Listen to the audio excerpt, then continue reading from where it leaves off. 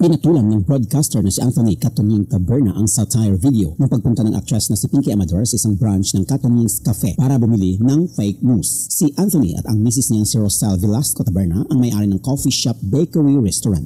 In quote, bibili sana ako ng fake news, sabi ni Pinky sa viral satire video. Patungkol ito sa akusasyong fake news ang isiniwalat ni Catonying sa programa nito sa DZRH na di umano may insertion din si Senator Riza Hontiveros sa national budget para sa 2025 base sa dokumentong hawak niya. Caption pa ng actress, ingat po tayong lahat sa mga papakin natin. Maging mapanuri sa mga balita. Iwasan ang pagpapakalat ng maling impormasyon. Hindi ikinatuwa ni Anthony ang pasaring sa kanya ni Pinky. Bilang isang mamahayag, hindi raw niya matanggap ang mga paratang na fake news ang kanyang mga ibinahagi sa publiko. Lalo na ang budget insertion issue tungkol kay Hontiveros. Sa kanyang Facebook post noong Huwebes, October 9, 2025, pinasaringan din ni Anthony ang actress. Post niya, Ma'am Pinky Amador, wala pong fake news sa amin. Pero try niyo po ang malutong na mura pa na rice crackers. Ipinakita rin ni Anthony ang larawan ng rice cracker na tinutukoy niya. Maaaring isipin ng netizens na patsyada ito ng broadcaster sa kinasangkutang issue noon ni Pinky. Kaugnay ito ng viral video ng malutong na pagmumura ni Pinky sa mga empleyado ng isang condominium hotel sa Makati City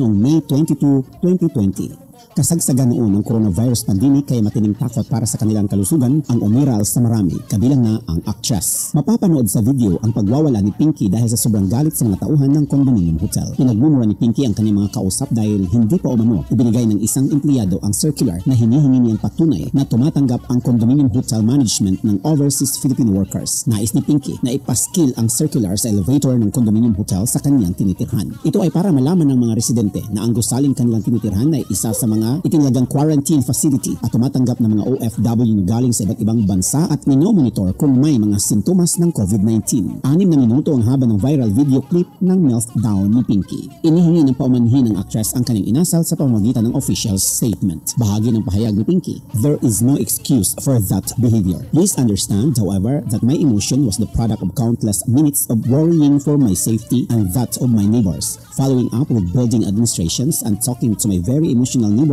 and friends.